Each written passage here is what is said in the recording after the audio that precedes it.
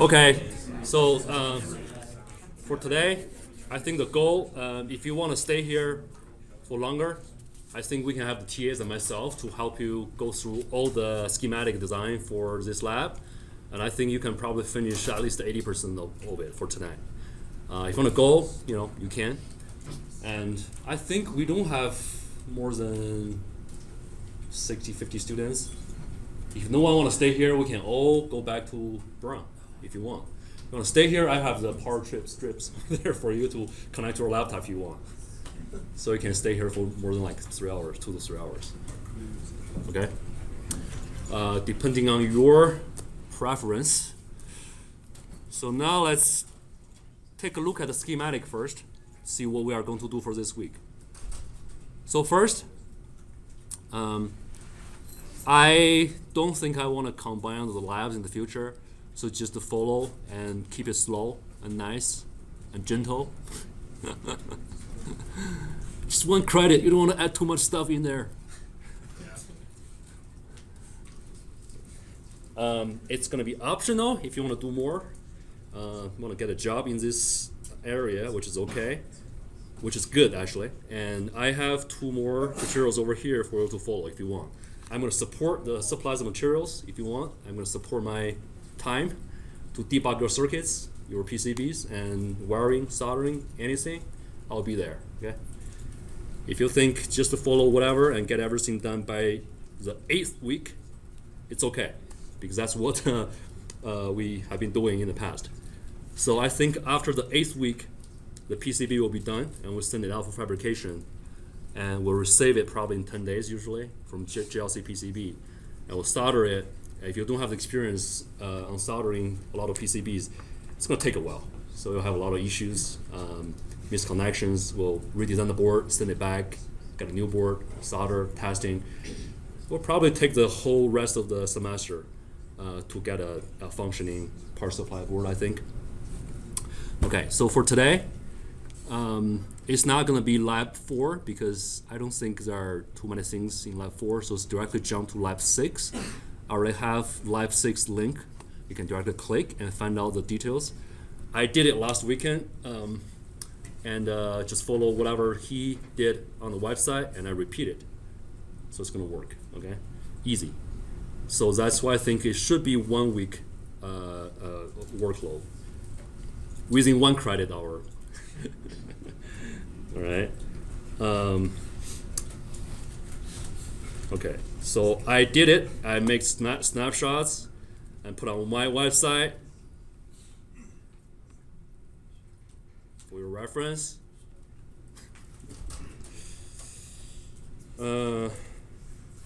So finally, you don't have to answer a lot of questions.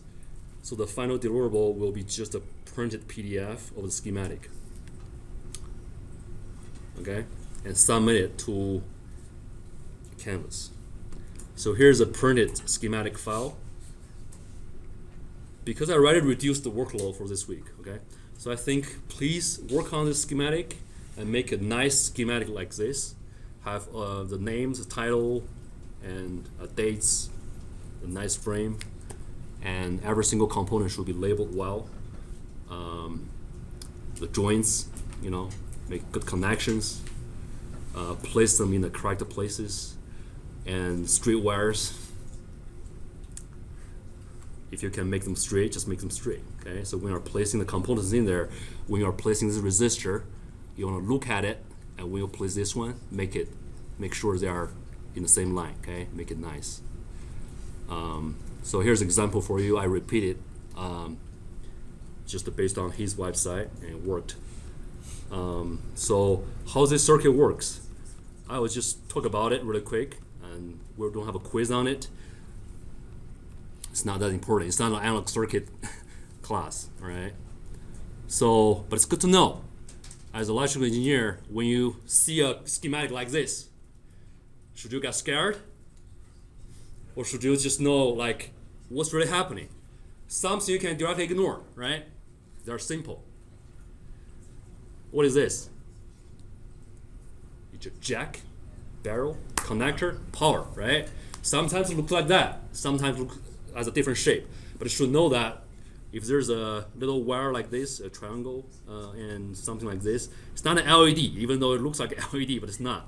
So it's going to be a jack. It's a female connector. You plug in, it's getting powered up. It's a switch, right? Current limiting resistor, LED. Okay? It's a power indicator. Do I have to worry about it? No, it's just a power indicator. It's not a functioning circuit. It's not doing anything with the power supply, okay? Just showing you that it's on or it's off. What is this? Capacitor for what? Yeah, filtering noises. High frequency noises or low frequency noises? High, right? So high frequency will be shorted to where? Ground. Okay? So the high frequency noises are gone. So stabilizing what? Stabilizing what? DC, right? So you want to stabilize the DC voltage with minimum what? Ripple. Okay? No ripple. Stable DC. What about this one? We'll see if anyone is a professional electrical engineer over here and has a lot of experience in the past. During an interview, don't tell me this is an inverting amplifier, okay? What is this? What is this doing here?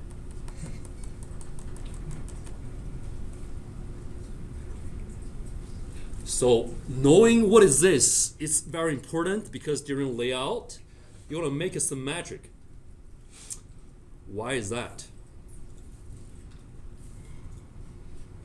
It matters, you know? It amplifies difference between these two nodes. So that's why it's called a differential amplifier. It has a high what? No, high what? K, M, RR. What is that?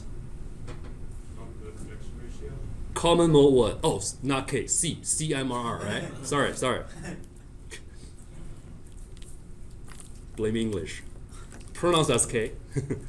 CMRR is what? Common mode rejection ratio, right?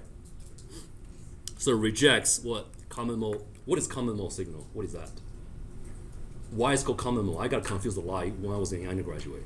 It's a signal that exists with the same sign on both inputs. Why there exists the same sign on both ends? Why? I don't know, maybe. It's just everywhere, right? So the two nodes on the circuit, they are just two wires. They receive noise at the same time. You are saying, hey, this is more on the left side, this is more on the right side. That doesn't matter. You got noise everywhere from the environment, from the cables, 60 hertz, 110, right? So you got a sound wave from the AC, and you got noise, a lot of noise somewhere else. They'll enter the amplifier, the two nodes at the same time, as a common mode signal. So that common mode signal have the same frequency, same voltage. It's just the same noise, whatever noise it is. It's the same signal getting to the two nodes at the same time, and they will be rejected. Okay, they'll be rejected. However, only the difference is basically this terminal minus this terminal, and you are getting a subtraction. So it's amplifying. Let me draw the common structure of this guy to let you guys know.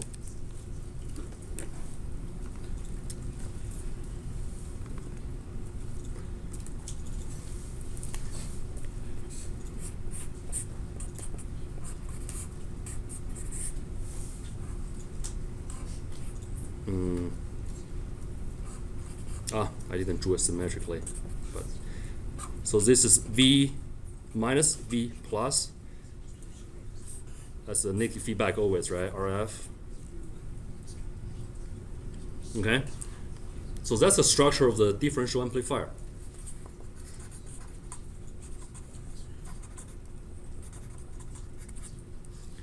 What's the difference between this one and the inverting amplifier like this? Take a look at it.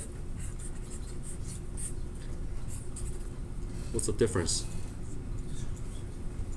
This one's usually directly shorted or connected to where? A DC bias. Oh, ground, yes, and or DC bias. So you are lifting, use the superposition to lift it.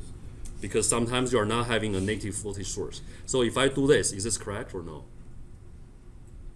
As you guys are junior seniors, so it's good to know this, right? Interviews do ask. So if I ground it, and I ground here, are you going to get some good signal at the output? So what's happening if you ground it? Your rails are what? 5 volts, if it's 5 volts, and ground, right? Okay. Can you really swing your signal here? No, you have to lift it to where? 2.5. So you can swing your signal like this, right? So are you lifting to 2.5? No, it's 0.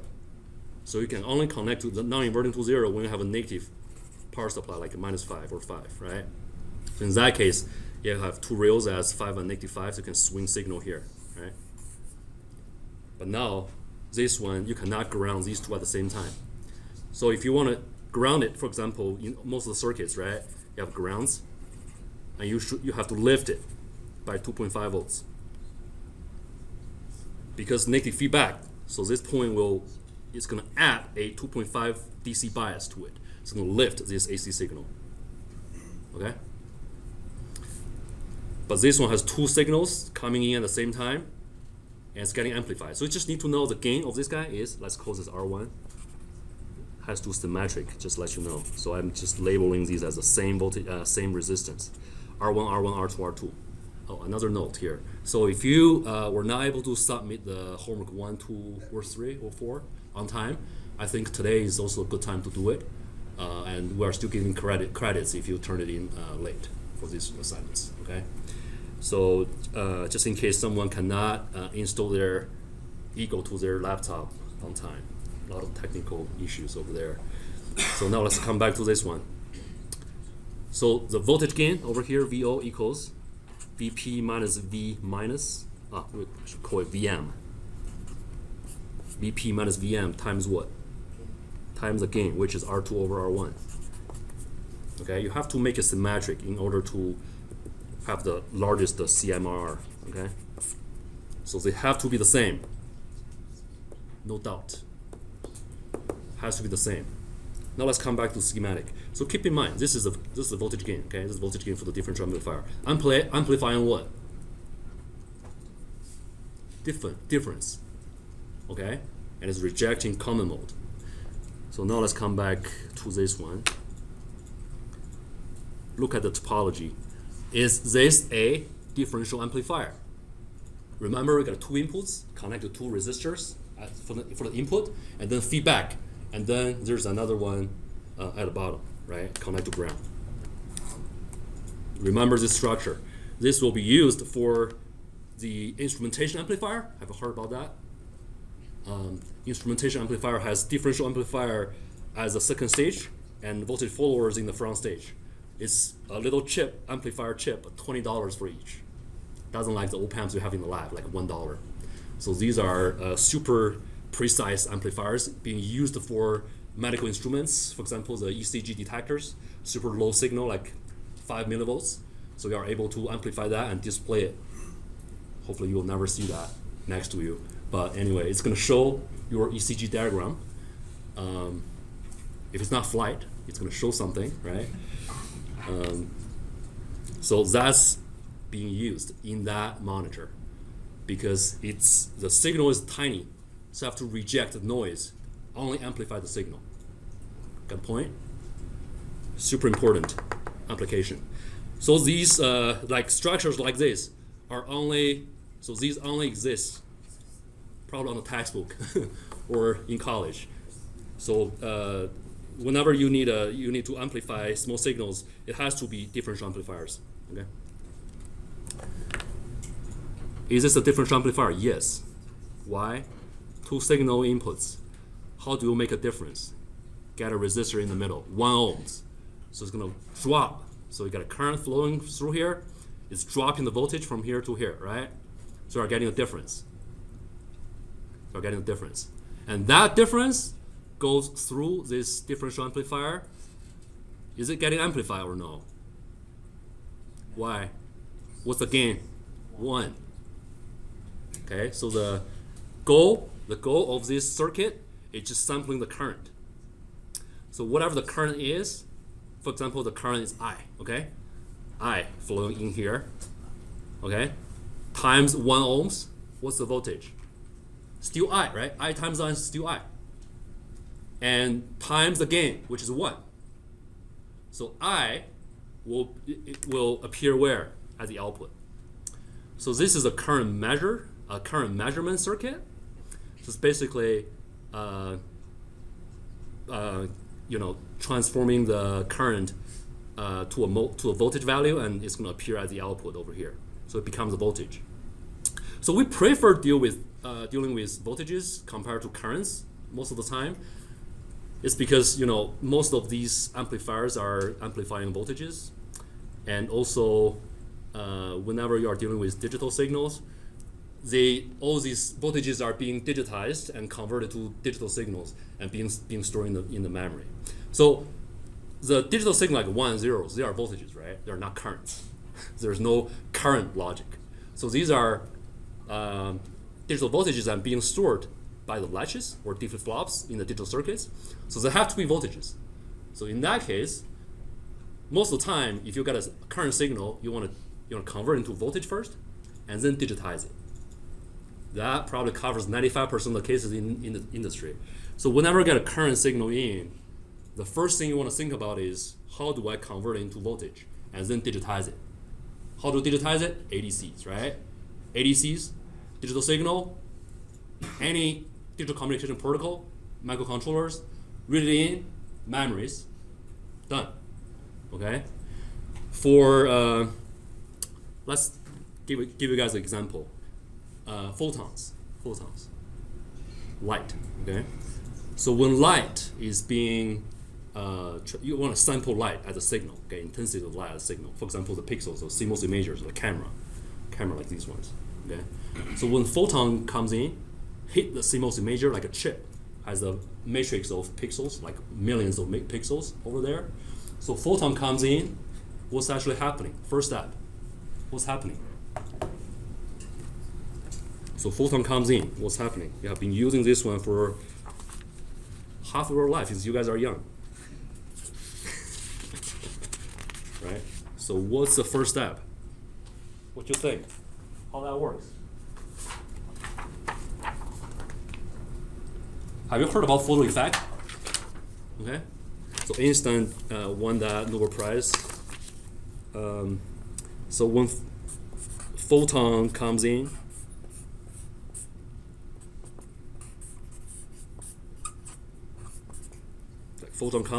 this is the photodiode, okay?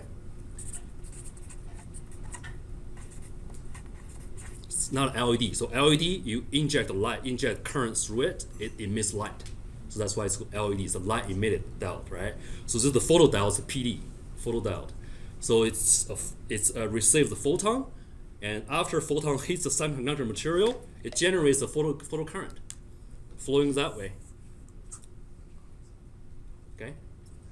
Super tiny current flowing that way. I have a huge gain here, like 1 microohms, and that little current, like for example 1 femtoamps or something, times this one will give you a decent amount of voltage appear here. So depending on the intensity of the photon, you are getting a different voltage value. Okay, so you can read that voltage. So now you see current, right? Current. Then you want to convert the current to voltage immediately using what? Using TIAs. Transimpedance amplifier like this. So over here, it's not called a inverting amplifier anymore. So like this one, you have seen a lot. Another interview question you should know. If someone asks you, you got a voltage in, right? Seems like this is amplifying a voltage, but actually this is a current to voltage converter. It's called TIA. Okay? So you can say, hey, this is an inverting amplifier. It's a voltage amplifier, but actually not. It's not a voltage amplifier. It amplifies the current. How that works? 0, 0, because of the infinite open loop gain, right? So virtual short. So 0. And what's happening here is you get a current, VI minus 0 over R1. So whatever being injected into here is a current. And that current is being converted into a voltage over here. So it's a current to voltage converter, and it's a transimpedance amplifier. So it's the same thing here. Current flows through that resistor, and that's a huge gain over here. And that current times that gain will give you a voltage. So it's a current to voltage converter. It's a TIA as well. So you use TIAs to convert current to voltage. You'll see this a lot if you go to graduate school or industry dealing with photosensors. Okay, important. Let's come back here. So the voltage appear here.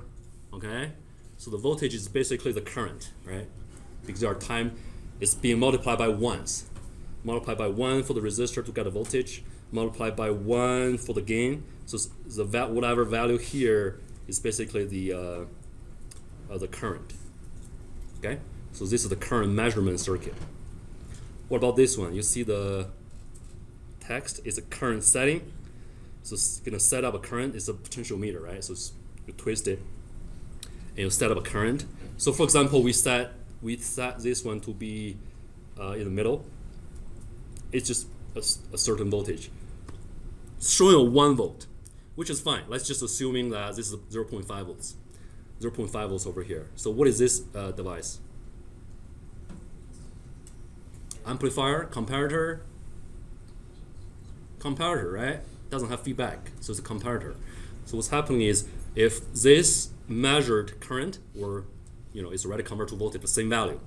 If this value is larger than this one, what's going to happen? It's going to be a high positive value, right? We'll do what? We'll turn on this guy, okay? Turn on this guy, what's going to happen? We'll pull current from this circuit. Well, we'll pull it down. So if this one is getting current being pulled to the ground, what's going to happen is the voltage here will drop. If voltage here drops, if you look at the circuit of this chip, again, I'm not giving you an example on it. Just whenever you are drawing a schematic, you know what you are drawing. Okay. Let's go back. Do I have it?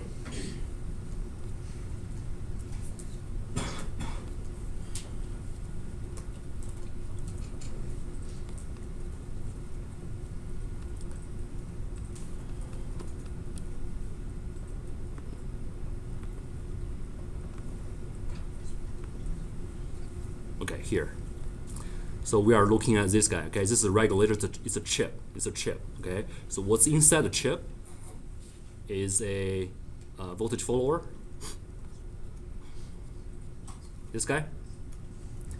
So we just need to know that if this one is set as a certain voltage, and this will be very close to this one, almost equal. Okay. So you set voltage here, it's going to appear here. And now let's come back here to look at it. Okay, if you set a voltage here, it's whatever inside the chip I just showed you. You set a voltage here, it's going to appear here. Okay, so what's happening is, if this one happens to be larger than this guy, it's going to turn on this BJT. We'll pull current through the circuit. We'll drop this voltage, and we'll give you a lower voltage. We'll give you a lower voltage. So give you a lower voltage, the current will be lower if you have a certain specific load, the same load. Assuming you have the same load, so the current will be lower. If the current will be lower, and this current, because input output is through the same device, so if the output current is lower, the input current will be lower as well. So what that results in is, if this current is lower, because it's a current measurement circuit, and it's a differential amplifier we just talked about, so whatever I hear will be lower. So what's happening is, at a point that this is higher than this guy, the circuit over here will pull it down. So you are eventually getting a lower voltage over here. Eventually will equalize these two inputs. So why we want to do that, or why this PSU wants to do that? So look at here, it's a current setting. It's a current setting. So what's happening is you set up a current, like as a reference, okay? Whenever the output is pulling too much current, you want to pull it back by lowering the voltage. So that's the conclusion. Just remember this last sentence over here. Okay. So when you are working with the benchtop power supply equipment, remember, if you set up, you can set up the current, right? Remember. So if, for example, your motor, driving a motor by the power supply. A motor is 50 ohms usually. It's a high load. I'm going to drive the motor with like 0.1 amp, okay, sometimes, and 5 volts, okay. You turn it on, what's going to happen? It draws too much current, draws like more than 0.1 amp. So the power supply has to lower that voltage to try to satisfy that current, but eventually it won't. But it's going to lower the voltage. So you're seeing, hey, why when I press the button on the power supply, the voltage drops? I just set it as 5 volts. Okay, whenever I press it, the voltage just drops. Something wrong with it. Professor, just come take a look. Something wrong with it, right? So you can easily modify it or fix it by what? By increase the current setting, right? Yeah, just boost the current setting. As long as you know what you're doing, don't burn it, okay? As long as you know what you're doing, just increase the current setting. It's gonna be able to drive it comfortably, so you can maintain that voltage at that point. So we are designing a very similar power supply unit, can do very similar stuff. It's really cool, actually. Think about that. So you can set up the current and to protect the circuit, okay? And what about here? Is the voltage setup? It's the same thing, okay? So only difference is over here is a low pass filter, because whenever it's sending a voltage setting over here, it's keeps doing the feedback change, so there will be some noises at the output, and you don't want your regulator to receive that noise as a VSET. So what's happening is you connect a resistor and connect a capacitor. If you have a resistor and capacitor on the two sides of the node, it's basically a low pass filter. Okay, so high frequency signals will be shorted to ground, but no other secrets of the circuit. And so we are moving to the right. What is this? Same thing. Okay, trying to reduce the ripples. Okay, it's a low pass filter. Stabilize the DC output, because this is a power supply unit. So you do need this stabilizer for the input, and also you need a stabilizer at the output. Okay, it's supplying voltage. Okay, it's a professional voltage supplier. You do want a stable voltage, DC voltage supply. What is this? Something. Power potential meter. No worries. What is this? 2.5 volts DC voltage reference. I think it's supplying to this I setting.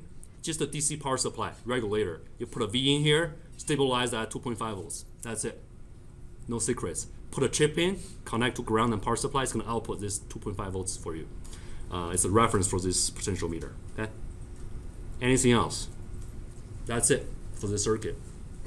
Okay. So I think we are not taking an exam on this, but you need to know this is a differential amplifier. That's the bottom line. Okay. For your interviews in the future, this is a differential amplifier. Okay. And this is a comparator. It's a comparator. And these are regulators. These are just caps. When you look at a circuit, don't get scared again. So now you know what they are. So these are just DC, low pass filters, right? Just low pass filters. That's it. So now let's go back to the tutorial that I created for you guys. If you go through it, I went through every single component he put on his website. Super nice. Everything exists. So if you couldn't find it, I think find help from TAs, from myself. If you cannot get everything started, I think most of the components are from the Eagle PCB's library, like these ones, like Frame AL. You see the frames. These are not SparkFun libraries. Like these, 90% of the components are from the Eagle PCB library. So what you need to do is just to enable it in Eagle, right? So you want to see a green dot. If it's not green, in libraries, right? Like these ones. Which one's the Eagle library? I have too many libraries over here to look at. But you need them to be green, okay, in order to use it. So here's a SparkFun library. It's really nice. I have been using this a lot in the past, but it turns out that it's not as nice as what Dr. Carlson used in his tutorial, because it has a lot of random labels in a lot of different places and not that clean. it's been working. I've been selling the boards using the SparkFun libraries. It's okay, but I also learn a lot just by just learn how to use or where to find out all these nice and clean components from Eagle PCB's library. Okay, they are super long. So when you are doing a search, be prepared. Like, have to scroll this a lot. But since I give you the snapshots, you should be able to identify them or spot them a little bit quicker, I think, compared to just looking at the text. So it just takes time, okay? So this is the first schematic. I think this was in the in-lab. And I'm asking, requiring you guys to finish the, in-lab and lab. If you can do it today, that'll be great. If not, it's okay. Since it's not, so this is due when, like 13th or something? 17th. 8 days from now, okay?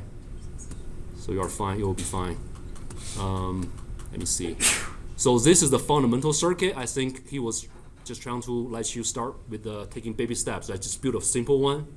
And I think in the lab, he has the full scale of the schematic with all these op-amps and everything here. Okay? If you have all the libraries ready, should take you probably, depending on your proficiency level, maybe like 3 to 5 hours, I think. Hopefully. If not, try to find help. Don't stuck to anywhere. It takes time. It takes forever. If you have questions, problems, feel free to email me. Find help from TAs. Okay, from students as well, from your peers. Any questions? Don't want to take too much time over here. It's been 30 minutes. You're good? How many of you want to stay here? Since we don't have too many students today coming today. Have how many? Do we have an estimate? Maybe 50, 60? I think Brown probably can handle that. You want to go back there since we have power strips on each bench instead of using the power strips. Okay, cool.